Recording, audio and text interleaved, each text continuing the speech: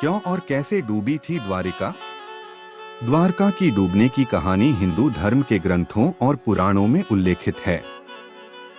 यह प्राचीन नगरी भगवान कृष्ण की नगरी मानी जाती है और इसके डूबने की घटना महाभारत और श्रीमद्भागवत पुराण में भी वर्णित है।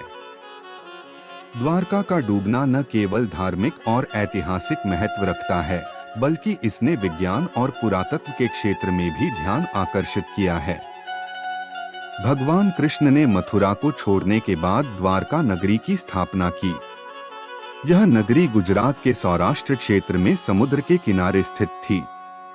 कृष्ण ने द्वारका को अपनी राजधानी चुना और यहाँ यादवों का राज्य स्थापित किया। द्वारका का वर्णन स्वर्ण नगरी के रूप में किया जाता है, जहाँ हर घर सोने और रत्नों से सज्जित था। इसे एक संगठित और समृद्ध नगरी माना जाता था। महाभारत के अनुसार जब महाभारत का युद्ध समाप्त हो गया और यादव कुल आपसी द्वेष और कलह से समाप्त हो गया, तब भगवान कृष्ण ने धरती पर अपने अवतार का समापन किया। भगवान कृष्ण के इस लोक से प्रस्थान के बाद द्वारका नगरी धीरे धीरे समुद्र में विलीन हो गई। श्रीमद्भागवत पुराण में यह वर्णन मिलता है कि कृष्ण के अवतरण के बाद ही द्वारका के अंत की शुरुआत हो गई थी। जब यादव कुल विनाश की ओर अग्रसर हुआ, तब भगवान कृष्ण ने समुद्र से यह निवेदन किया कि वह द्वारका को अपने में समाहित कर ले। कृष्ण के प्रस्थान के बाद समुद्र ने धीरे धीरे द्वारका नगरी को डुबो दिया।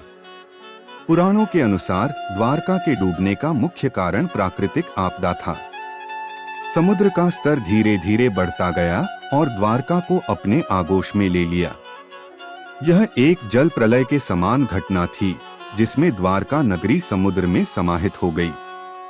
धार्मिक मान्यताओं के अनुसार भगवान कृष्ण का द्वारका से प्रस्थान नगरी के अंत का संकेत था।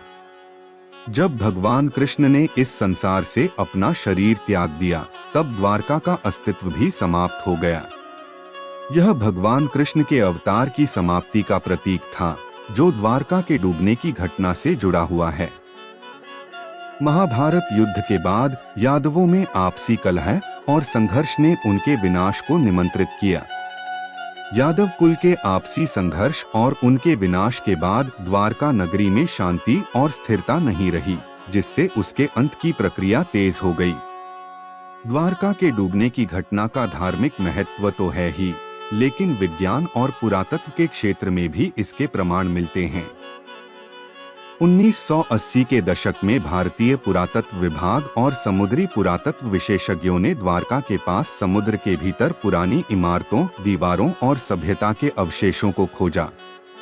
यह खोज यह संकेत देती है कि वास्तव में द्वारका समुद्र में डूबी थी। समुद्री पुरातत्वविदों ने समुद्र के नीचे द्वारका के पुराने ढांचे, किलेबंदी और मंदिरों के अवशेष खोजे हैं, जो इस बात की पुष्टि करते हैं कि यह एक प्राचीन और समृद्ध नगरी थी। यह अवशेष द्वारका के उस समय के उन्नत वास्तुशिल्प और समाज के संकेत देते हैं। द्वारका के डूबने के वैज्ञानिक कारणों का अध्ययन किया गया है।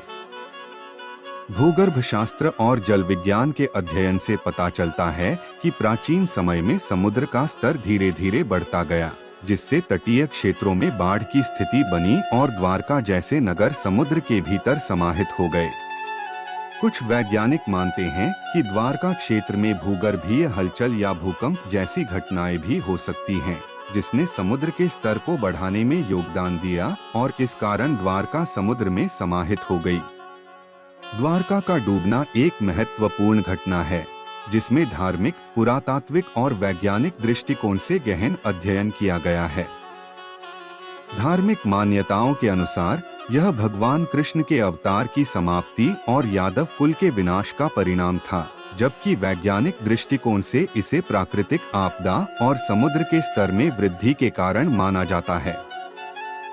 द्वारका का डूबना इतिहास, धर्म और विज्ञान का एक अद्भुत मिश्रण है, जो यह संकेत देता है कि प्राचीन सभ्यताओं का पतन न केवल आंतरिक संघर्षों के कारण हुआ, बल्कि प्राकृतिक आपदाओं ने भी इसमें बड़ी भूमिका निभाई।